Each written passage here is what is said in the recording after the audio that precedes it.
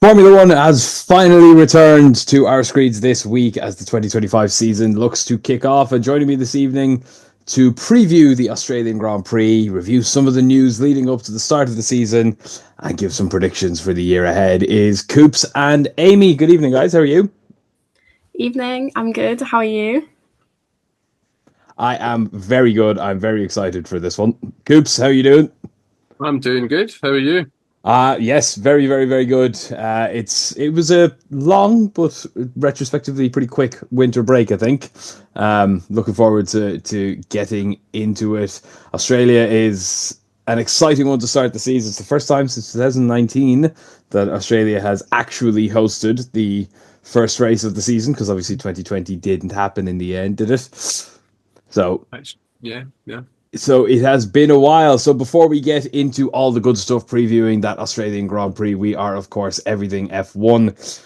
You can check us out on all socials, wherever you're getting your socials: Facebook, Instagram, X Threads. You find us at Join EF1. We're on TikTok at EF1 Official. We are also live on YouTube. Come join us over there if you'd like to see our smiling faces present Formula One news to you. You'll find us at Everything F1 over on YouTube as well. Do subscribe and give a like to the video as well if you're watching us over there.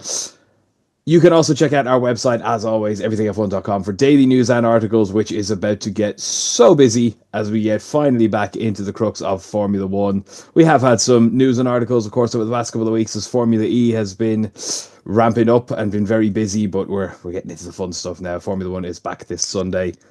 Formula One is back this Sunday, and we are very much looking forward to it. But before we get into the Australian Grand Prix preview, there's a couple of big things that have happened over the past couple of weeks in the lead up, because it wouldn't be the Formula One off season with a little bit of extra news. And I think the big one that we really, really need to talk about is next year there will be 11 teams on the grid. Cadillac have officially been confirmed as the 11th Formula One team.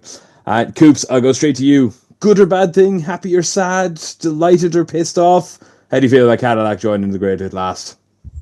Well, I mean, it's Andretti without Andretti. It's literally more or less their entry without Michael Andretti as part of the setup. And when Andretti got blocked, we all said it was a stupid idea and it didn't look good from a Formula One point of view. And they've had conversations and dealt with their issues they had with whatever it is to do with Michael Andretti, and finally agreed to let Cadillac in. So more power to it. Yep. No, I'm personally quite excited for it. I heard some comments either way about this further over Americanizes Formula One, letting another American team in. I'm not too pushed about that. Andretti have already come out and said that they have no, they feel no. Cadillac have already come out and said they feel no pressure to be forced to put an American driver in the car. And certainly Haas have never buckled any sort of pressure like that. I think they're just going to put whoever they think is going to be the fastest driver in the car. Aimee, what do you make of this big, big bombshell news? I love it. I've always wanted another team on the grid. I feel like, especially with the drivers we have to pick from to be on the grid, this is perfect for them. Gives two more seats available. And I just think it's genuinely like quite exciting news. I think it'll be interesting because I think I have read articles out there where they have said that they may be picking more American drivers anyway, so it might be a good opportunity for American drivers to come into Formula One, although that didn't go so well last time. But maybe that there's an opportunity there for them. But also, it's just great to see an extra two seats on the grid, and I think that's my pure focus on this news, and that's what I'm getting out of it, is the fact that there are two more seats for the fantastic lineup we already have, and it'll just add more racing, which is, I guess, what we all really want anyway. Yep, absolutely. Now, a friend of mine did say that she's a bit concerned about some of the tighter circuits, like having two extra cars which already don't fit in Monaco. In Monaco, will that be a negative thing? There's certainly an argument for that. It's already quite a crowded grid in terms of like the actual space on certain racetracks. The cars are getting a little bit smaller next year, but certainly the tires are getting thinner next year. That should help a little bit. But that's an interesting angle to it as well. But I think overall, I think it's a good thing. It's been a long and arduous process to get them in. And if correct me if I'm wrong, Coops, you probably know this one better than I do. It's 450 million or something like that. Their anti-dilution fund that they're paying to enter the sport, isn't that it? To the rest of the teams. Oh yeah, it's quite bad. It's I think the Concord agreement had it somewhere down around a couple of hundred million. Mm. And the teams went, look, when this was written, we weren't in this situation, everything. I mean, even Alpine last season, who was, generally speaking, underperforming, had a value of near $1 billion going by, is it Forbes or whoever it is that works these things out.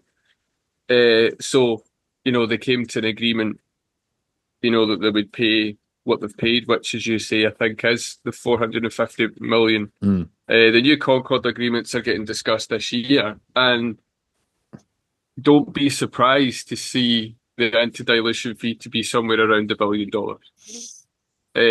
It's just that's what the teams want, because this is the value of the sport. Mm.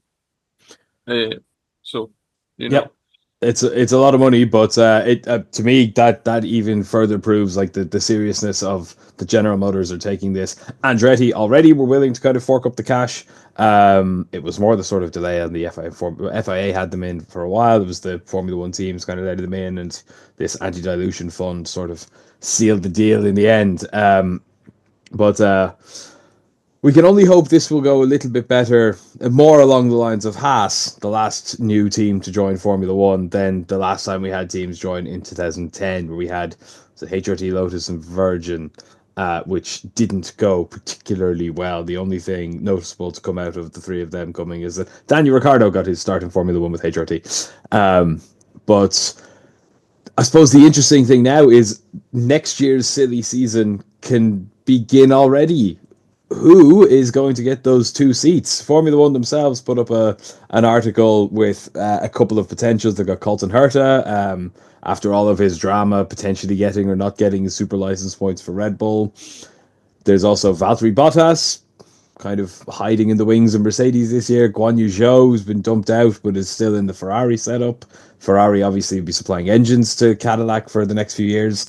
And then Sergio Perez as well, maybe out in the wilderness at the moment. Amy, if you were whoever is going to be in charge of this project, who would your two picks for those seats be? I'm putting you right on the spot here. I know you have. I think I've seen a lot of articles that Colton Herta may get a seat. I think that is a high possibility for them. They can't. I think as a new team entering, it's going to be really difficult for them to chuck two new rookies in. Absolutely. So I do think they need to chuck in a driver that has raced in Formula One before. I do think Bottas is a really good option for that. And if he is, because he's at Mercedes this year anyway, I think he can bring all of his knowledge to them. And I think that would be very beneficial for them as a team. But I don't know who I would put in. If you like, for names wise, I don't know if I can give you any names, but it'll just be nice to kind of see. It would be nice to see an American on the grid, and I know that's kind of controversial because I know people don't necessarily like the Americanization of Formula One, but we lost Logan Sargent, and as the sport is growing in America, hopefully we can get an American driver for the fans over there, and I think that would actually be really, really, that would suit the team. But yeah, I think so too. I think they miss a trick not coming in with an American driver. Then Colton Herta, Pat O'Ward, I know he's not American, but he is extremely popular and very, very quick. Has been excellent in IndyCar the past while. He is on McLaren's books. He has tested Formula One cars. He's been in and around the world. He could maybe be a shout as well if they're looking from that side of the pond. Coops, who would you be putting in the presumably black or gold Cadillacs next season? Bottas would probably be the most logical. I mean, I wouldn't write off Sergio Perez. Interesting. He couldn't handle Red Bull. Now, how many drivers have handled being second fiddle to Max Verstappen in a car that's pretty much designed for Max Verstappen? And then when Perez was in your Force India, which is a newish team midfield, kind of an underdog style team, he was able to be Sergio Perez. Now we've said we've done this for years, and drivers don't forget how to drive. Sometimes the evolution of Formula One gets to a point where they just can't adapt to the style, and I think that's where Ricciardo was with these previous iterations, previous real iterations of Formula One. Sergio Perez might be in that boat, but I mean he's still got something, I suppose. But it's hard to look anywhere further than Bottas for 2 years. Put him in, marquee signing. He's won races, driven next to Hamilton a couple of times, kind of pushed Hamilton. Just was never able to sustain that over a season. He's going to come in with an unbelievable amount of feedback. Partner him with Colton Herta and see where it goes. I'm not sold on Colton Herta, in all honesty. I think he's still a wee bit too crashy. Agree. I think he just kind of sometimes just loses the rag and fires the car in the hope it moves at its road. So I'm not. It's one of those ones where I wouldn't be surprised if he does go in, but I wouldn't be surprised if they went another way. It's that I wouldn't be like, oh my God, look what they've done. They've signed Herta, but I wouldn't be, oh my God, why did they not sign Herta? It's that like, all right, okay. So yeah. I think it's interesting, but like I said, that's sort of why I mentioned Pato O'Ward. I would rank him as a much better prospect than Colton Hurd coming out of IndyCar into Formula One. I don't think either of them will get it, to be perfectly honest. Well, it's going to be a fascinating story all through the season because I think Sergio Perez, his father was pretty vocal over Christmas that he will be back. This is not the end. He's only taking a break. So is he saying that because he's been in touch with Cadillac? Is he just being a bit, kind of try to rile up some interest to keep his son in the conversation? Maybe. Personally, I don't think it's going to be Perez at all. I think Bottas, of all the current or former drivers, is maybe the best bet because Perez is now out of the sport. Bottas technically is not. He's still going to be in and around the Mercedes team. Crucially, he's going to be in and around conversations on how the cars next year are going to look, feel, and he'll almost certainly, I would imagine, be doing some simulator testing of next year's car as part of his work this year. That's invaluable, and that's something that Sergio Perez quite simply cannot offer them. And let's be honest, Cadillac are not going to need the money that Sergio Perez comes with. What I would love to see is a current or technically current driver like a Bottas or someone looking for a new challenge like a Gasly who could come in as a senior driver, and then whoever wins this year's Formula 2 championship. So you get some senior experience and you get some exciting, marketable new talent to bring through. I'm going to sound a little bit biased and say I really hope Alex Dunn wins Formula 2 this year, but that's my Irish bias. But I'd love to see that. I think it is more likely we see two experienced, older Formula One drivers or former Formula One drivers, a Bottas, a Perez, maybe Nico Hülkenberg pulling another weird move. But yeah, that's going to be very, very exciting. It is, I think, overall a good thing to have another team on the grid, especially another constructor, another engine manufacturer, another big car name on the grid. So next year we'll have Mercedes, Ferrari, follow me out, Honda are going to Aston, Cadillac, General Motors, Ford with Red Bull, technically. And who am I missing? Oh, Audi, 6. Audi, yeah, the really big one. Yeah, so six constructors for 11 teams. I don't remember the last time that happened. It's been a long, long time. So that's really, really exciting as well. And that's only good for, I think, just the future of Formula One and its sustainability and its future prospects into this next engine generation and beyond. So that is to come. We will definitely have more stories on that, I'm sure, almost every week for the next year. Other couple of quick news stories from the past couple of weeks before we get into it. The next big one, obviously, is that Adrian Newey has officially started working for Aston Martin as of, I think it was like the 2nd of March or something like that, the first Monday in March.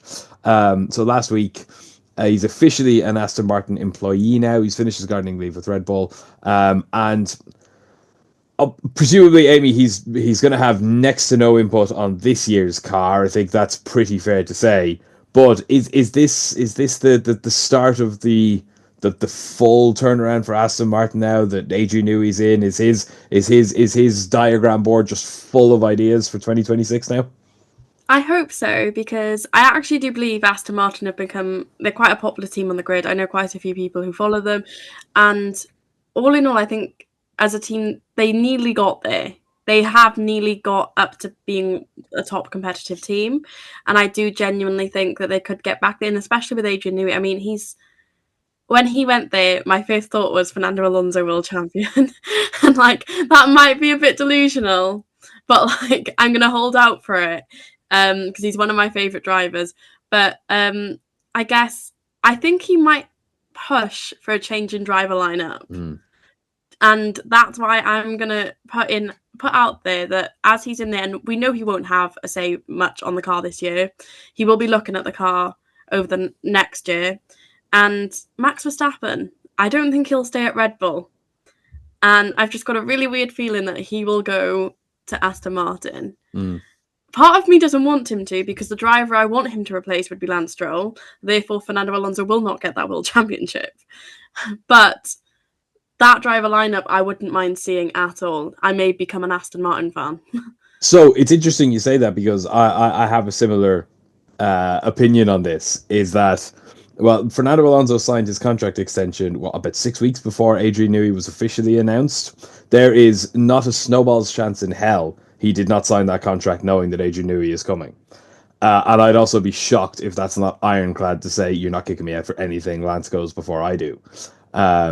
It would also surprise me if Adrian Newey, he didn't just go there for a paycheck. If he wanted a paycheck, he should have gone to Cadillac or Audi or Ferrari, or just retired or stayed at Red Bull. He didn't go there for a paycheck. He went there because he wants to do something else. He wants to have another challenge, and he wants to, not that he isn't already, but firmly cement himself as the greatest Formula One designer in all of human history. And he wants to win a championship. And the fact of the matter is, he might win a driver's with Fernando or a Max in the car, but he hasn't a hope in hell of winning constructors. We saw last year that unless you have an utterly freakishly dominant car and driver like a Max and a Red Bull, one driver is simply not enough in modern Formula One to win a championship anymore. So, Coops, do you think Newey has a say in finally getting Lance to shimmy off to a Valkyrie and WEC? I mean, he's certainly going to put his input in on it, because I don't think he's just an employee. I think he's came in as kind of part of the management structure, and with shares in the company and everything, yeah. And shares, yep. So he'll put his voice across. I mean, he's not going to have much of an impact in this season's car. I mean, go looking at testing and what I've heard about testing, you would think Aston would really like to hope that they could get something from Adrian Newey. And I think Adrian Newey's good enough that there might be some low-hanging fruit, to steal a phrase from somewhere else, in regards to, like, I mean, he might run his eye over the philosophy they've got just now and what they're doing, and be able to kind of point them in a direction, not completely influence it completely, but totally even, but in a sense say, look, maybe you should try and tweak this a wee bit, or have a look at that, or, you know, I've looked at the numbers and maybe we should look at this. Just things to get a few tenths here and there, because it looks as if they're down at the back end, along with, you know, in amongst the Sauber at the back. Then you're looking at Aston, you know, and V-Car or Racing Bulls down at that far end of the table. So, you know, and we all know that Alonso wants to stay because he wants to drive an Adrian Newey car. So he's hanging about purely for that reason. So yeah, it's going to be interesting how things develop. I don't see much from Aston until probably the second half of the season, where you know Adrian might be able to have a quick look at the car and maybe get a wee bit of an influence in it, but it's not going to be up near the front.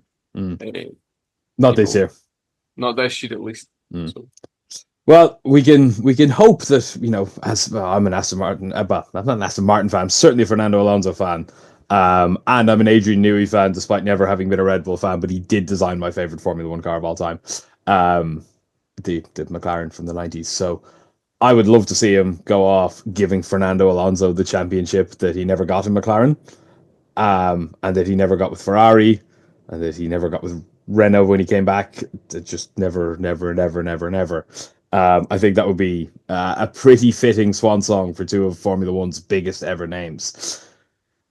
Moving on now to official breaking news as of 3 minutes ago, and I'm delighted to be able to say this because I have the worst luck for stuff like this. Oscar Piastri has announced that he has signed a new multi-year contract extension with McLaren. Literally just announced 3 minutes ago as we're filming on Tuesday evening. McLaren and Oscar Piastri have agreed a new multi-year contract extension. The British team say will keep the Australian with them, quote, for the long term. Now, I can't find anywhere that says exactly how many seasons that is for, but I would be shocked if it's not anything less than 5. Aimee, good news, bad news, big story on the eve of the season, right before his home race. What do you rate of this? I think for me it's really good because I'm a McLaren fan and I really like Oscar.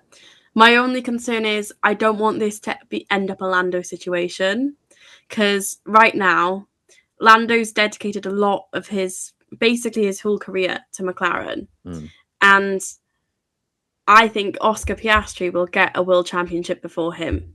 Ooh. And I just don't want, if they don't get a car in the next couple of years, that rules Lando out, really, until Lando goes to another team or whatever. If Oscar's stuck there and a new driver comes in and the same thing happens to him, I'm going to be so annoyed. So, is it a Lando situation or is it potentially a Max Verstappen into Red Bull situation? It's a difficult one because multi-year contracts, it annoys me because they never tell you how long. And we've just got to kind of take a wild guess because a multi-year could be anywhere between 2 years or more. Like it's just a multi-year. I think for Oscar especially, it's good to confirm his future in Formula One because he's a good driver. He's had good seasons and he's really well liked. And just before his home race and the first race of the season as well, that's going to give him a lot of confidence, which is probably what he needs. And I definitely think Mark Webber is going to be pushing for that Oscar Lando rivalry because at the end of the day, they don't want a number one driver. They shouldn't have a number one driver. But yeah, I don't know if Lando will be ecstatic about this. That's my only concern. I think it's from Lando's side, but as a driving pairing, arguably I would say it's one of the best on the grid. So I don't mind it too much. Well, it's interesting you say that because Coops was going to bring that on to you then from Lando's point of view. He's going into the season. He was saying literally in the press the other day that he's excited for this season. He has high expectations for this season. F1 Fantasy rank him as the most expensive driver on the grid because they obviously rate him the highest likelihood to win, well, in Australia at the very least this weekend. McLaren looked absolutely incredible in testing, that 30-second race distance gap to Ferrari. Is this going to upset Lando, or is this new 2025 championship challenging Lando Norris going to think of this and go, right, well, my first target is to smash you in your home race, mate? I don't think he'll care. I think he's got his own things to deal with. He's got his own issues. He's got a long-term contract. He's had it for a few years. I think he probably knew that Piastri would probably get it. McLaren aren't Red Bull. They don't like to chop and change. You know, they've got themselves arguably probably the best pairing with potential and, you know, current skill. So why would you want to upset the apple cart? I mean, who would you put in to replace them that is a marked upgrade on what they've already got without spending an obscene amount of money? So, no, I don't think it makes any difference to Lando. I think he'll go out there, he'll do all the PR things, he'll be quite happy. And on one hand, it might actually help him because everybody's going to be looking at Piastri this weekend. It allows him to just knuckle down and get on with it and quietly just do his bit. So, no, don't think it's going to make any difference. Yep, very, very good point. It certainly takes a little bit of the light off one side of the McLaren garage. Not only was Oscar obviously in his home race, but now he's got, I suppose, that sort of weight of expectation of, well, they've trusted you for a lot longer, mate. You've got to go and show it now. I rate Oscar Piastri very, very highly. I'm a McLaren fan. That's not a secret. I agree. I think overall, I think they have the best driver potential pairing. I think in terms of just utter raw speed, all conditions perfect, I think Ferrari have them licked pretty comfortably. But I think car driver potential and opportunities for this year. I do think they have the strongest lineup, but it's going to be fascinating. I think those are the two teams to watch. One final piece of weird news just before we move on to the Australian Grand Prix preview. It was announced today or yesterday that Alpine have announced Coops Aimee as their fourth reserve driver for this year. I can't possibly understand why. Anyone want to weigh in on this weird one? Amy, any thoughts on this one? Coops? Not really. Coops? Have they signed that team principal from Sauber from a few years back who signed about 19 drivers for one season? I can't remember her name now. It's right in front of me. That was the whole when a driver, was it Chris Clean or another driver, turned up at the paddock with his racing gear on because he had a contract, but then he signed somebody else, and that was when it was a blue Sauber. Oh yes, do you remember? I do remember. I don't remember the name of the guy, but I do remember that happening. That was Right. possibly, yeah, maybe something like that has happened. I don't know, but this just smells of Briatore being Briatore. Let's hire a few of them, and then like poor old Dune, who looks like a decent driver, who's now sitting in the car. You've got Colapinto standing there with his 3-year deal. There is no way that Colapinto signed a 3-year deal to be a reserve driver for 3 years. And then you've got this other guy who, from what I've heard, is pretty decent. And they've all agreed to sign contracts. I mean, what are they promising them? They've got. I don't get it. They've got Franco Colapinto, and sorry, they are reserve drivers. It's not just like they've signed to their junior program or anything like that. They're all official Alpine reserve drivers. So if Doohan and Gasly get sick, they have 4 to choose from. They've got Colapinto, who has been signed to kick Jack Doohan out within 6 months. I think we're all pretty certain that is likely to happen, unfortunately for Doohan. They've got Paul Aaron, which I didn't realize, talented Formula 2 driver. He's been quite good the last couple of years. And Ryo Hirakawa, who I'll be honest, I don't know all that much about. And now they've got Coops Aimee, who I have watched in Formula 2, and on his day is okay. I don't rank him as Formula 1 quality, though, and I don't think I've never heard anybody speak of him in that way. I don't know that they needed more than Colapinto. This, like you said, this screams of a bit of Flavio oddness. Yeah, I mean, you have Colapinto to be your number one kind of reserve driver. I mean, at most, you get a sim development driver that would spend a lot of time doing sim work to pass on to the main drivers and your reserve driver.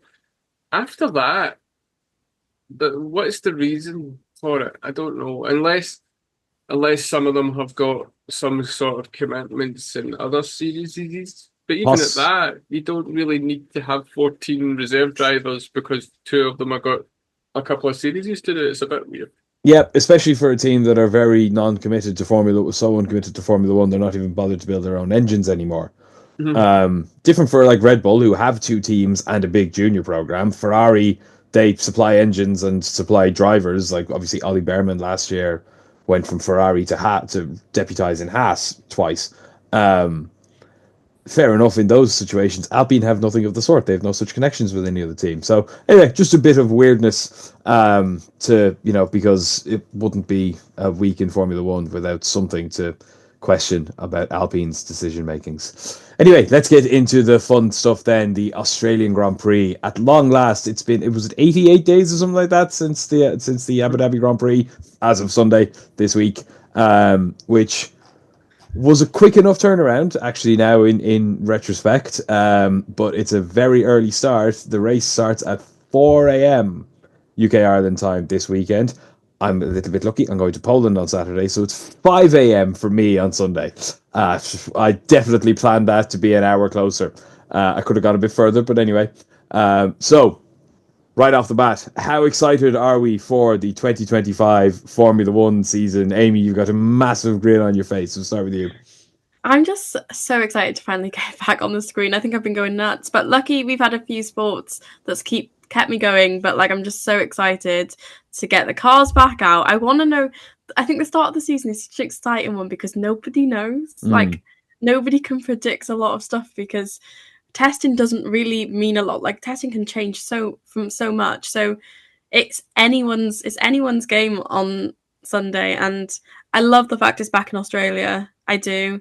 I like it starting back there, and I'm excited because I'm a huge Oscar Piastri fan. So I do want Oscar to do well at his home race. I am gutted though because Danny Rick is not there, but that's okay. Well, Australian drivers have a historically rubbish record at their. I think was it Ricardo or Webber's best results was fourth each or something like that. Like they're awful. Ricardo was on the podium in his first race for Red Bull, but got disqualified. There you go. Technically in 2014. So yeah, can Oscar break that mold? Do you think he could even just get on the podium this weekend, Amy? After testing, that's sort of the expectation on McLaren, surely. Yeah, I think he will be on the podium. I'll be surprised if he's not. Yeah, so there's a lot to talk about this weekend. Obviously, the unknown around testing, like we said, times mean nothing. We don't know fuel loads. The one thing out of testing, in terms of like pure pace, like lap times and stuff like that, people are having conniptions that the Alpine is 2 seconds faster than it was in qualifying last year. Yeah, on a track 30 degrees colder than it was in qualifying. Completely irrelevant. Fast-paced times, low fuel run times. What is more telling is those long run paces, because it is over a whole race distance, 50 laps, 2 sets of tires. They're starting on full fuel and reducing from there. And as like for like as it could possibly have been, given the conditions were a bit different times a day, Lando Norris's long run was 32 seconds quicker than Charles Leclerc's. And no matter what way you cut it, or no matter how much tenths you add here or there for various different elements, that is pretty damn ominous, Coops, going into this first weekend of the year. Oh, it's scary if the McLaren's transferred that, stability and the speed from their long runs over at Bahrain to Australia. And we don't have a situation where the biggest problem we have for Norris is he puts the car in a great position and makes a stupid, silly wee mistake. And he done it too often last season, where he should have won in Canada. There's a couple other races that, he was up the front. Was Belgium one of them? I might be wrong. There was two or three at least. Certainly Austria. Where he was thereabouts. And, he has come out and said this year that he's going to cut back on the mistakes, and he's also going to, the Austria thing with Verstappen isn't going to happen again, because he's looked back on it and he's like, right, I'm going to be more patient, because he had the fastest car. And that was one of the biggest things about your Hamiltons of the world. They just knew, they're like, yeah, I've got this. I'll wait, I'll get my chance. And they all took it. He didn't. So you saw the growth in him throughout the season. The immediate learning from Austria was Zandvoort, where he lost it at the start. And because I've literally just watched that episode of Drive to Survive, so it's a bit fresh in my memory. And his radio messages were, go get him, Lando, you've better tires. Yeah, I got him. And he missed him the first time. You'll get him next time. Yeah, it's cool, I got him. And he breezed past him on the next attack. He didn't push it too hard. So yeah, let's hope he can do it. The rumours now, though, Coops, are Ferrari were sandbagging. This is standard testing fare, but apparently multiple teams think Ferrari were sandbagging. What do you reckon? I wouldn't be surprised. You wouldn't be surprised if they were. If they were just holding back just a wee bit, why not? If they are, they are. If they aren't, they aren't.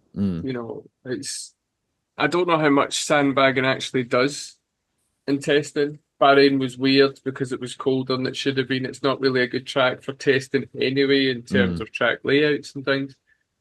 If they are holding back that few tenths and it's going to be closer, then, more power to it. It's going to need something for us Brits or, UK watchers to wake ourselves up when we're up at the arse crack of dawn to watch it anyway. So, let's see how it goes. And it could all fall flat on its face. This is the thing. Like, we don't really know about Mercedes. Nope. We don't really know where Red Bull are. Nope. We know where McLaren are. We know where McLaren should be. Yeah, well, that's it.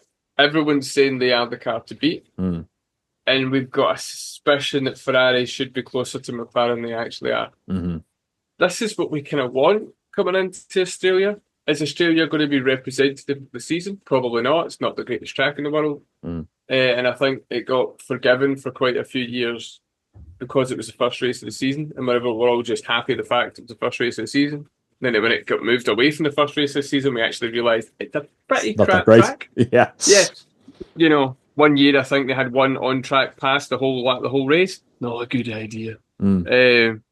So we will, it's just good that we're coming into the start of a season and for the first time in a few years where we just don't really quite know where everyone's going to be, other than the fact that Sauber are going to be about 3.5 days behind everybody else. That's very true. That one is pretty much nailed on. I feel really bad for poor Gabriel Bortoleto because I suppose on one hand there's no pressure on him, but on the other hand he might finish last in his first season. Now, I actually think he'll outperform Nico Hulkenberg, but that's a story for another day. But yeah, so that's interesting.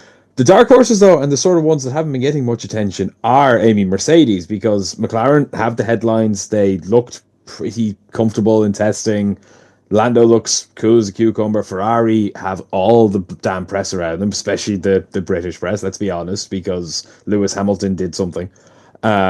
He was like, they all lost their minds. Lewis is 1.8 seconds quicker than Charles and Fiorano. Yeah, and the next day Charles was 2.5 seconds quicker than Lewis, and they didn't mention that at all. So they're getting all the plaudits. Red Bull look not great out of testing, and that car now looks like it's gotten to the point where even Max is struggling with its stability. So where do Mercedes sit in that? Because they had a good test. They look pretty good at the testing. I'm quite quietly confident with Mercedes. I'm not a huge Mercedes fan at all, to be honest. So this is a very unbiased opinion then, I guess.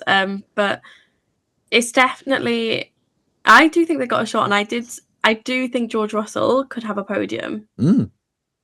I think he's well. I want Kimi Antonelli to have one, but because it's his first sort of big moment, I don't know if the pressure will get too much, and I think he might sit like 5th or 4th. But I do think George Russell has a really good shot at a podium here, and I think if Mercedes play this season right, Lewis Hamilton might just be regretting that move.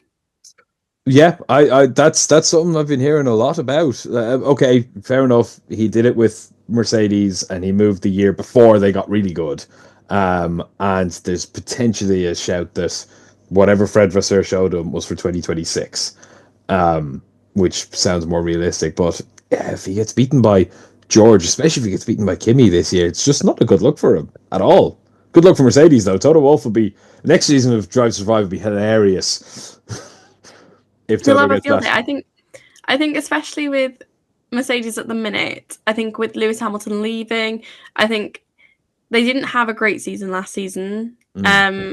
In the sense that I just think the whole team morale was down, and I think they are going to look into the season like it's a whole new era for Mercedes, and I think other teams need to keep an eye on them, because it did kind of go under the radar. There was hardly any press on them anyway, really, and I do think they have a shot, and they're definitely not a team to rule out. So I don't know why people kind of have before we've even got to the first race. But it'll be interesting to see where they slot in, because I think there's just going to be a lot of fighting to get to the top in the first race, and but we also need to know that the results of this first race could mean absolutely nothing if we do get a really excited, if all cars on the grid are actually looking at a decent pace, and you could have a really exciting season.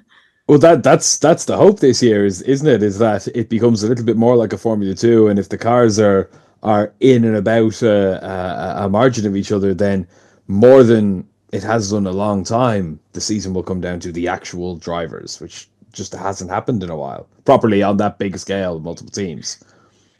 Yeah, definitely. I think as well, it's gonna be way more exciting for the fans. I think, especially now Drive to Survive has come out, we've had loads more fans come through the fact that Drive to Survive is on Netflix and stuff, and I think it's time to give them a season that is really exciting, because I feel like they've not experienced it. If they followed from Drive to Survive from the start, they've not really seen a really exciting Formula 1 season besides going all the way back to 2021, really. So, but even then, that was still two drivers just crashing into each other for a year. Yeah, exactly. So I guess I'm excited because I do want it to be a bit more like Formula 2. I want the cars to have a bit more of a level playing field in the sense that we get that excitement. Like it could be anyone's race every weekend, and I want that excitement this year. Yep, me too. So the other big talking point coming into this weekend, of course, we've mentioned a couple of times in previous podcast leading up to the season is new faces. So last year, obviously, for the first time in Formula One history, we had no changes of the grid between season to season, 2023 to 2024. There's a lot of changes mid-season, and a lot of changes post-season. We have 6 new drivers, technically, officially classed this year as the class of rookies doing their first full season.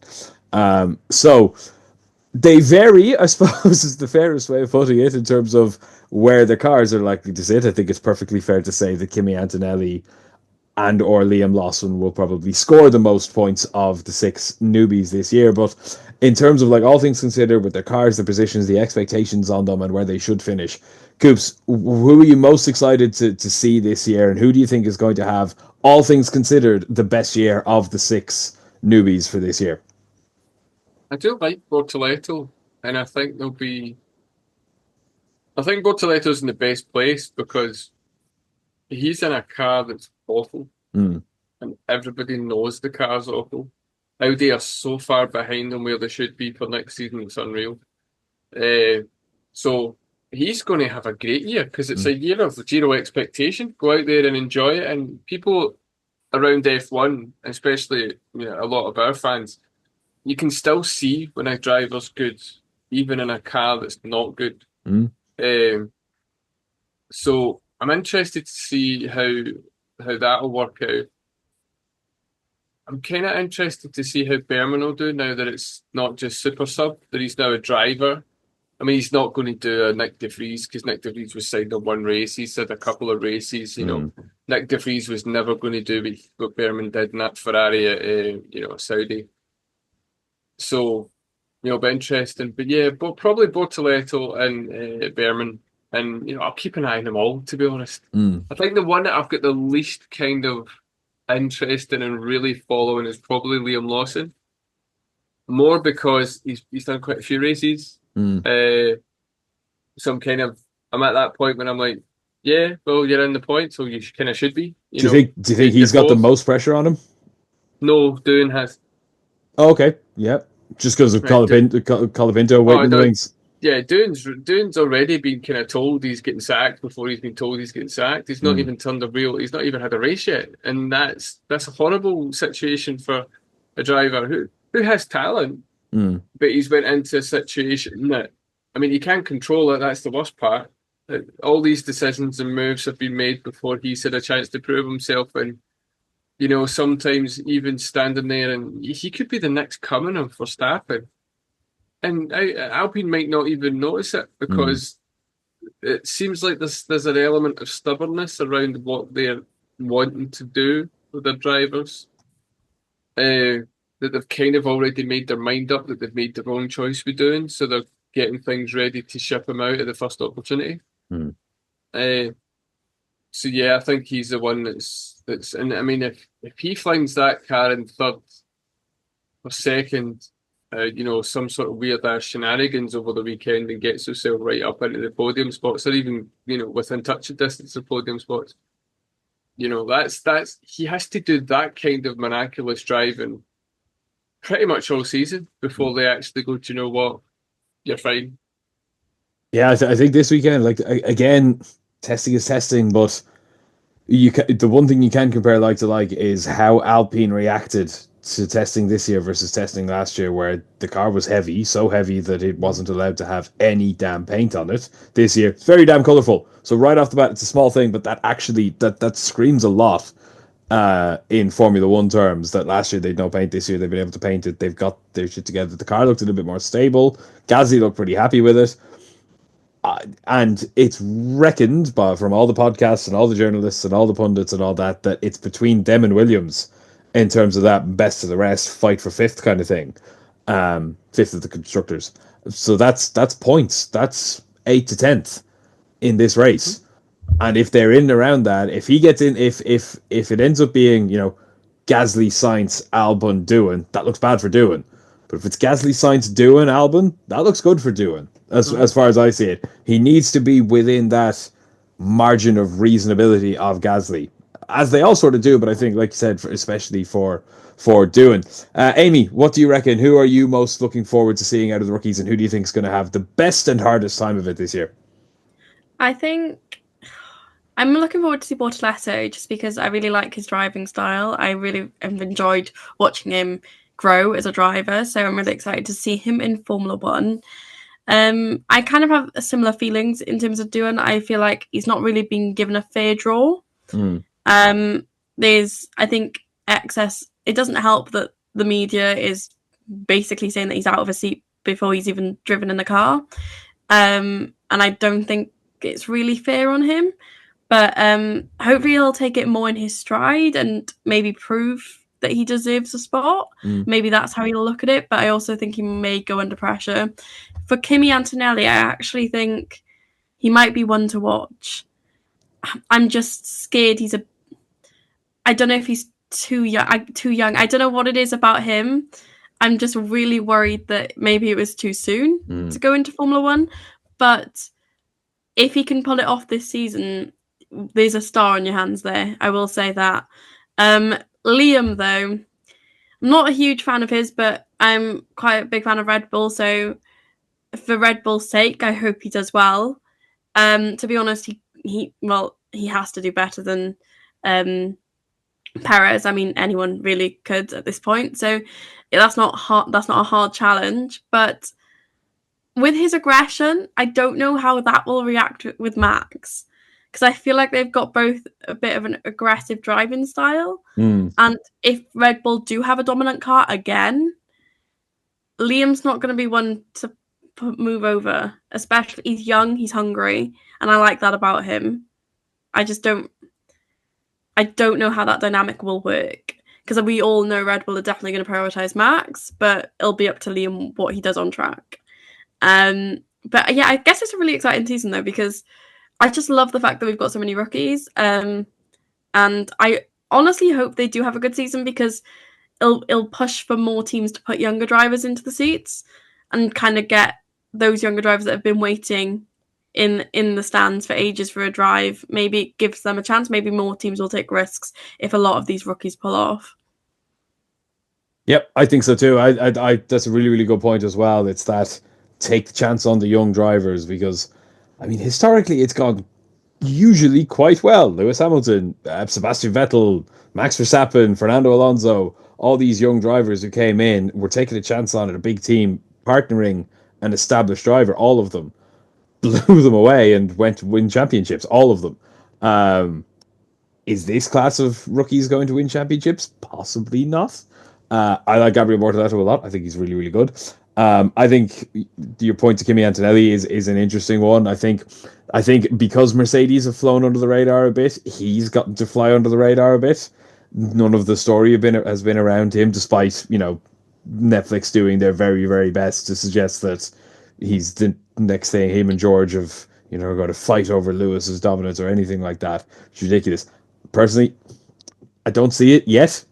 I look forward to seeing it, but the first time he sat in a Formula One car, he was quick and then he binned it through absolutely no fault other than his own. When he didn't need to, it was practice. I think you're right. I think it's too soon. I think he's too young. I think he's too small. Literally, I think he's too small. I think Yuki Tsunoda had the same problem and he had to bulk up. I think Kimi is quite literally too small, especially for a front-running Formula One car, which it will be.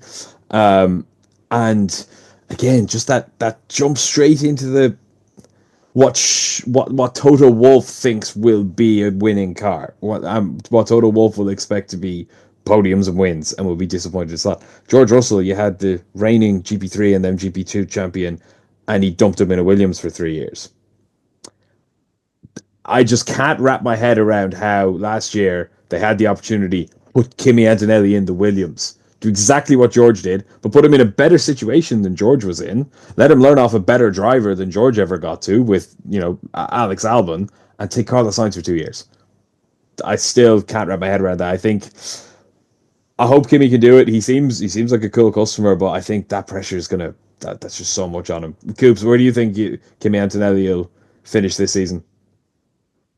Well, he's not finishing the best rookie. You think Lawson will outdo him? Lawson potentially, yeah. I think Lawson's probably the only one that will on machinery alone, but as you say, there's a lot going in. I mean, the boy's fast. according to Mercedes. He's really fast. He's got a lot to learn. As you say, he's quite a slight build. There's a lot of forces going through a driver, especially on long runs. You know, it's a very much an unknown quantity, and his Total Wolf just been like, well, look, we know we lost Hamilton, we didn't really need them anyway. Look, we've got Antonelli. It's kind of that hoping for the fact that he is the next Verstappen, or he is the next, world superstar that's going to take over Formula One. I just don't see it. Yeah. And I don't know what it is. I just don't see it. It was a bit like when Mick Schumacher came in, people were like, oh, it's going to be amazing. I'm like, where? How? When? I was never sold on Mick Schumacher, ever. Mm. And eventually everybody cottoned on to it. But, when you see someone like, when Piastri came in, you just thought, oh, there's something about him. There's an indescribable thing when you see a driver who's just good. Yeah. It's like, I remember, I'm old enough to remember when Fernando Alonso debuted in Formula One. And I was like, oh, even when I was young, I was like, oh, there's something about this guy. There's something like, probably one of the best drivers to not win a championship was Juan Pablo Montoya. Mm-hmm. If he'd stuck out with Formula One, he would have won a championship. When he came in, part of it was his attitude, because he didn't care that Michael Schumacher was there at the height of his fame. He's like, I don't care. I'm going to do what I'm going to do. But Antonelli doesn't have that. Everyone else is saying he has that, but I'm not seeing it. And maybe I'm missing something, but there's something that's I'm just not getting it. Well, you're not the only one. I remain to be. There's no doubt the kid is fast. Like I saw him in Formula 2 last year, and I watched Formula 2 all year. And he and Behrman had issues with the Prema throughout the first half of the year. Fair enough, the team seemed to be struggling with those new cars. But once they got it together, like, he was quick, he was making overtakes, but he was also making silly mistakes. And yeah, okay, he's a kid, he makes silly mistakes, but we always talk about, like, do certain drivers deserve the step up from Formula 2 to Formula 1, and those who don't, why did they not get it?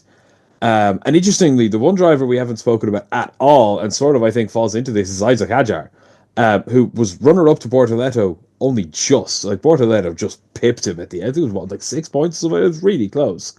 And yet, he is totally unrated.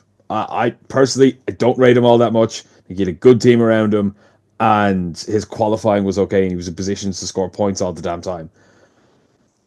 I don't see him outscoring Yuki Tsunoda. I think he's one of those, like, he got the step up, really? Like, over the drivers that haven't in the past? You look at your Robert Schwartzmans, your Callum Islets, there's loads of drivers. Oscar Piastri sat in the sideline. Felipe Drugovich is still on the sidelines.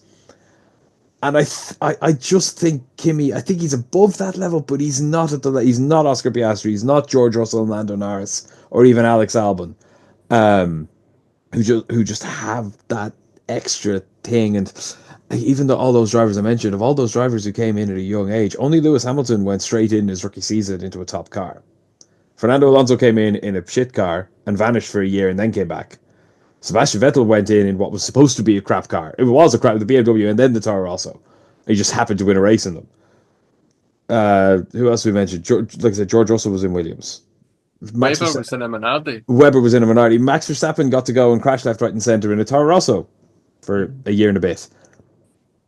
I just don't. I think this is just Toto Wolff playing I have to do something. I need the media attention. I haven't won a championship in years. Look at me. Stop looking at Christian Horner. I think it's just a wild overreaction, because any other reasonable person would have looked at Carlos Sainz and say, be in my car, I'll pay you all the money. Of course, especially for a couple of years. Yeah. In a Mercedes with George Russell. Like, it's like I say, there's a snap judgment there. And there's an air of stubbornness around Wolff. It's that old adage of, I support Kilmarnock Football Club and we're not going through a particularly great season. And there's question marks around our manager, and it's like he's trying to be smart when a situation when it doesn't need to be smart. Mm. You just simplify it. We're not having a great season. He's playing players out of position. And it's like, go back to basics, be simple. It's play football. And it's the same with Formula One. And in this situation, like, Wolff should have looked at what we had, right? So we have an unknown rookie who's fast but crashy and a bit. but he probably has something in it. The data's shown he's pretty decent. We've got Carlos Sainz, proven race winner and the only person to proven beat race Max winner. Verstappen in 2023. Yep, who knows what he's doing. There's, and could there have been a conversation? I don't think there was. The way that the Total Wolf went on, it was Antonelli. It was always going to be Antonelli, and maybe he's doing that to cover. Maybe he's doing that to say, and there was some quiet conversations. But in this modern iteration of Formula One, quiet conversations have a tendency to eventually come out. So I don't think there was ever any conversation with Carlos Sainz. And as you say, it's a pretty stupid thing to do.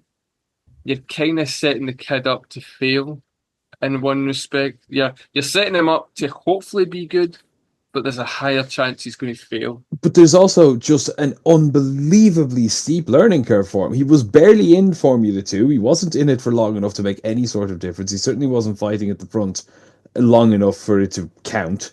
Like, again, you look at George Russell, he won GP3, he went straight into GP2, and he won that as well. Same with Oscar Piastri. He won F3, he went straight into F2, he won that as well. And he had that momentum and he had that, right, I'm ready to go. And then both of them just sort of had to flounder for a bit. Kimi hasn't done that. He hasn't done that sharp edge. Oh, but yes, he won some Formula 4s and stuff like that, but who hasn't who's come into Formula 1? I'm sorry, I don't mean to obviously I haven't won any Formula 4. I'm sitting here behind my keyboard saying this. But this is Formula 1. They're supposed to be. They're the 20 best drivers in the world and the billionaire's son. 19 best drivers in the world and the billionaire's son. But Formula 4 is not a marker for Formula 1. Even Max, like all the questions around Max Verstappen was, it's way too soon. He at least was not put into the top car until he had got a little bit crashy out of his system and proved his worth, at least, and shown them the spark and showed that he could do it in Formula 1. Same with Fernando Alonso. Same with Sebastian Vettel. Lewis Hamilton was a risk that Ron Dennis took, and it paid off. I just don't know. But Kimi Antonelli is not Lewis Hamilton. Lewis Hamilton is like the rest of them. He dominated his junior categories. His 2006 GP2 championship was spectacular. If you ever want to see how good Lewis Hamilton was as a kid, I'm sure most of our listeners have probably already watched this. Go watch Turkey 2006 for GP2. It's on YouTube. It was a masterpiece. He was such an incredibly talented kid, so it was right to take that risk on him. Kimi Antonelli has not done that to that level. Not even remotely close. He just hasn't. And yeah, I think you're right. I think he's setting him up for failure, and it's that stubbornness, because there's no way if a conversation happened with Carlos Sainz, he didn't say, yes, I'll have your seat for 2 years, please. And you can even put a contract that if Kimi dominates in Williams for a year, I'll feck off. I just don't see why Carlos Sainz would have said no to that ever. But sorry, also the steep learning curve is he comes into this car that he's no real experience with other than binning it on lap 2, learns it for the whole year, and then next year steps into essentially a completely different category again. There's just so much pressure in what should be a top winning team. So much pressure. It's too much pressure for an 18-year-old, I think. I hope he proves me wrong. I hope he proves us all wrong. For all we know, he's going to win on Sunday and will look really stupid. But I just, there's so much pressure on a kid. I mean, it's for me, it's opinion. I just don't know what it is that I'm missing out on. But like you say, it's that gut thing. And I mean, he might win on Sunday. It wouldn't change my opinion, because there's a lot of drivers out there that have won a race here or there. Gasly's won a couple. I think is Ocon won one. Ocon's won one. Gasly's won one.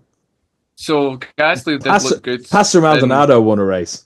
Yeah, I mean, we all know how good the driver that man was. Jesus. Lance Stroll came close to winning one. Yes, he did. Twice. So, it's a lot easier to win a race than be a contender for multiple championships and being seen as a front runner. And you could go in through all your formulas and won everything. I think Stoffel Van Dorn done brilliant in everything. F3, F2, won everything, came to Formula 1. And yes, okay, the McLaren was an absolute dog, but he didn't set the world alight. Nobody looked at him and went, yeah, he's a great driver, he's just in the wrong machinery. It just didn't click. And as you say, there's so many things going against that, man. And, part of me would have liked to have seen Total Wolff kind of deflect away from Antonelli. not big it up as much as he's done. Like That's part of it as well, isn't it? That he's bigged it up. Amy, I'll bring you on this. What do you think of Toto? Just like again, just I know we're spending a bit of time on Kimi, but it's going to be a talking point this weekend if he doesn't perform, and it's all come from Toto Wolff. I think he's taken a risk. I think he wanted his own Max Verstappen, and if it plays off, he will run with it. He'll be like, "See, I told you this would work," but if it doesn't, it's just I think he's taking risks because he compares himself so much to Red Bull. I've never seen such a big he cares so much about what the media thinks about him. I think the last few years have been tough, and I think it's showing. But I do genuinely think that Kimi does have a chance this year. It was a rash decision. I do not believe Carlos Sainz should ever have got dropped from Ferrari. So I think Carlos Sainz even being dropped from Ferrari was bizarre. But I don't know why he didn't go to Mercedes. And my only thought would be that Toto Wolff already had his eyes on Kimi and wanted this plan to all go through. But he wants his own Max Verstappen, and he's going to try his very best to make Kimi the next Max. And I can't see that happening. The question also arises is, okay, I'm not saying that George is as good as Max, but he has him. He has his Max. He has the kid whose raw talent came through, won everything, plied his trade in the crap team and was stepped up to the big team. It's not George Russell's fault that he was put up a year too late, because realistically he should have been put up. He shouldn't have spent that third year in Williams. They should have dropped Bottas a year earlier, but they didn't want to risk Lewis not winning that title. It's the only reason I'm ever able to think why he wasn't promoted earlier, because if he'd been promoted into that all-conquering Mercedes, I don't know if he'd have beaten Lewis, but he'd have certainly given him a run for his money. And it probably would have been a three-way fight for that title. And maybe we'd have had 3 stacks on top of each other in Monza instead of just the 2. But he has his talented mid-20s leader of the team, super excitable, champion-winning quality driver. I don't know why he needs to put that on the head of an 18-year-old.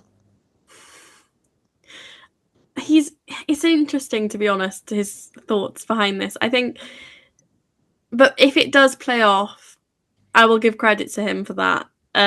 It'll put Merc back where it needs to be, but he also can't replace, I don't think George or Kimi are really replacing Lewis. I think it's a really harsh thing to ask, and I think the only person that I could potentially say is that George is probably the one that's more stepping into Lewis's shoes than Kimi is, because I think the only thing I will say is that Kimi is coming in and replacing Lewis Hamilton, but really George Russell's replacing Lewis Hamilton and he's replacing George, and we really do need to look at it like that. Exactly. Because I've seen so much things online, like how can you replace a 7-time world champ with an 18-year-old and I'm just like, but they're not they're not they're replacing George in a way. They just they have to fill that seat, and I think George will step up to that number 1 driver. And I'm hoping they've not, because if Kimi doesn't do well and this is a bad season, because I actually do think Kimi would be a good Formula 1 driver, I just don't think now is his right time. And what would be so painful is that he has the worst season ever and then loses his shot at Formula 1 full stop because he went up a year too early. Yeah. And you look at how many drivers, Stoffel Van Dorn, as Coops mentioned, is a good example of that. Alex Albon got lucky that he was brought back, but that happened to him too. He was lucky that someone else took a chance on him, but he got that promotion too early and it ruined his career. It nearly ruined his career completely. It certainly ruined his career with Red Bull. Again, Pierre Gasly got promoted arguably too early, and both of them were in Formula 1 already, and there's still the call that they were promoted too early. Danny Kvyat, Brendan Hart, the amount of they're usually Red Bull drivers. The only driver you could say that Mercedes promoted at the exact right time is Valtteri Bottas, actually. And they just they had to do that, but they'd done it right with him in that they put him in Williams for a couple of years, and then he was ready because Williams had been up and around and he got a podium, I think, with Williams, and he was ready to take that step up. George was ready a year earlier than he was put up. Kimi has nothing on him. But you're right, he is replacing George. He's not replacing Lewis. And we will at least parrot that line correctly. Like, I completely agree with you. I think that's the absolute right way to look at it. George Russell has replaced Lewis Hamilton at Mercedes, not Kimi Antonelli. Still not a like for like, though. So that is it's going to be a really, really interesting race. Like I said, it's a very, very early start for the Australian Grand Prix this weekend. Qualifying and the race, if I'm not wrong, start at 4 a.m. UK Ireland time. So set your alarms now. Plan to either not go out on Saturday or be out all of Saturday. Because it's going to be a very, very, very early one, and we wouldn't have it any other way, would we? Before we finish up then, sorry, let me just confirm the times. They are local. Let me just get, my time, there we go. So practice 1 is at 1:30 on Friday morning. Practice 2 is at 5 a.m. Can't imagine I'm going to be awake for them. Practice 3, again, 1:30 on Saturday morning. Qualifying is at 5 a.m. on Saturday morning. And the race is at 4 a.m. on Sunday morning. But the best thing about Australia being the first race is it's never that bad again. No. Get it out of the way, straight away. Don't have to adjust your calendar again. So let's get into the really, really fun bit, predictions. So I'm going to ask you both for your pole, your winner and your podium, and then we're going to put a fiver on who's winning the championship. So, Coops, pole position for this weekend and your podium, please. Oscar Piastri, it will be for pole. The podium will be Norris, Hamilton, Piastri. Ooh, interesting. And who's your fiver going on? My fiver. Okay, here we go. Fiver for Lewis Hamilton. Let's do it. Oh, that'll make for a very, very clickbaity Instagram video. Thank you for that. Aimee, your turn. Pole, your podium, and your fiver for the champion. Okay, I'm going to put Oscar Piastri as winning. I'm going to do pole later. So Oscar Piastri wins. I'm going to say wins Melbourne. He's going to break the curse. He's going to do well. George Russell in P2. And then I'm going to put Charles Leclerc, P3. And then pole position, I'm going to put Charles Leclerc. Okay. And then, who's your fiver going on for the championship?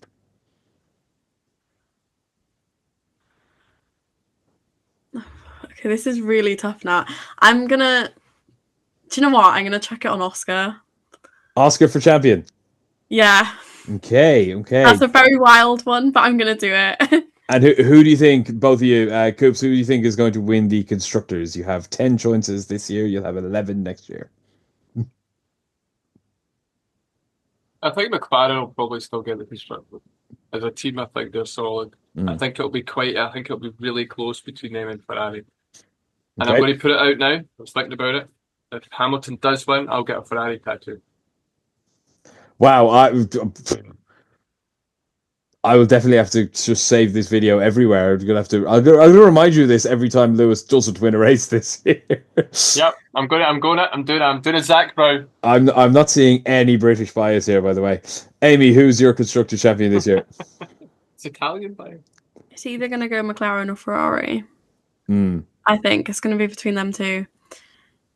I'm gonna go with my team, McLaren, in a very biased way. Part of me does think it'll go Ferrari, but I'm going to say McLaren. Okay. My pole position, I'm going to put Charles Leclerc on pole this weekend. But my top 3 is going to be Lando, Charles, George Russell. I don't think Oscar's going to break the curse. And I think that McLaren is just quicker over a race from what we've seen so far.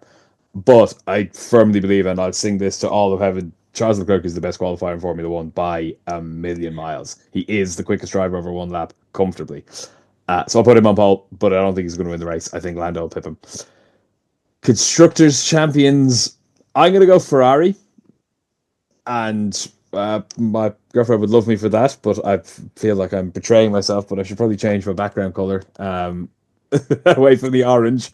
I do think Ferrari are going to win it this year. I think I don't think Lewis will beat Charles, but I think together they will beat McLaren. over the course of the season. I think the thing that Lewis will bring to that team is that no bullshit attitude that I think Charles Leclerc will pick up on immediately. Lewis is not going to sit there while, we're checking. Lewis will be in the pits, and if they're not ready for him with a set of tires that he wants, or he'll tell them to F off if he wants to stay out. The more he does that, the more Charles will do that. Let's be fair, Lewis is almost always right when he makes his calls, and Charles will pick that up quickly, and the two of them working like that will win the championship. They're also the most expensive driver pairing in history. If they don't win the championship, that just looks really bad, I think, so a bit of extra pressure for them. But Drivers' Champion, I'm going to give it to Lando Norris. I think this is his year. I think he looks fitter, which is impressive to say because he was fit as hell last year. He looks like he's had a good winter. He looks like he's bulked up a little bit more. He looks calm as ever. I think that win in Abu Dhabi was the perfect thing. Nico Rosberg did ready for this season. End the season, have your training, get straight back into it. So I'm going to put Lando Norris to win the Drivers' Championship, but Ferrari will win the Constructors. And Coops, that still means you have to get a tattoo. So if Ferrari win the Constructors or Lewis Hamilton wins, I will get a Ferrari tattoo. What sort of, like a Ferrari shield or something weird? Yeah, I get the shield. Yeah, and it won't be on a face before anyone says it's not going in a forehead, it's not going in a cheek. I reckon we actually get Facebook to decide what your tattoo is going to be. Not where. Not where. No. Okay. I think you should get like a Siamese Enzo Ferrari and Fred Vasseur or something weird like that. Oh, come on. This is turning into something from the horror movies, like The Thing.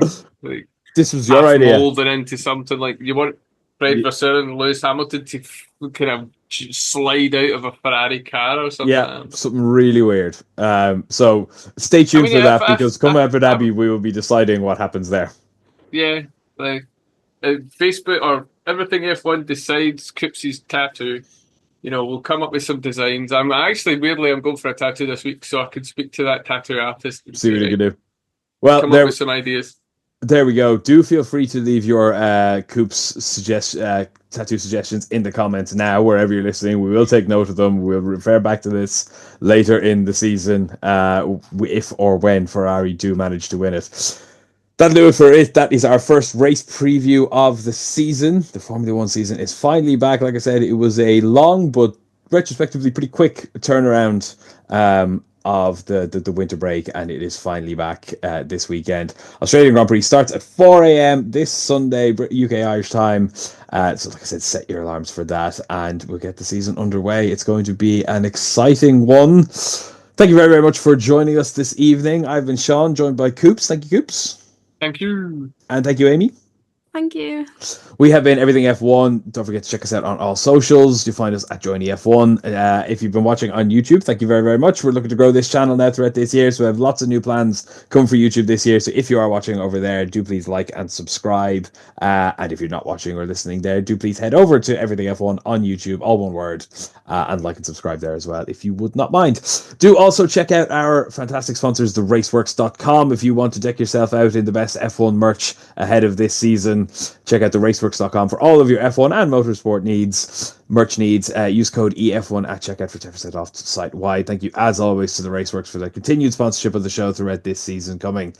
I've been Sean. Thank you all very, very much for listening, and enjoy the first race of the season. Goodbye.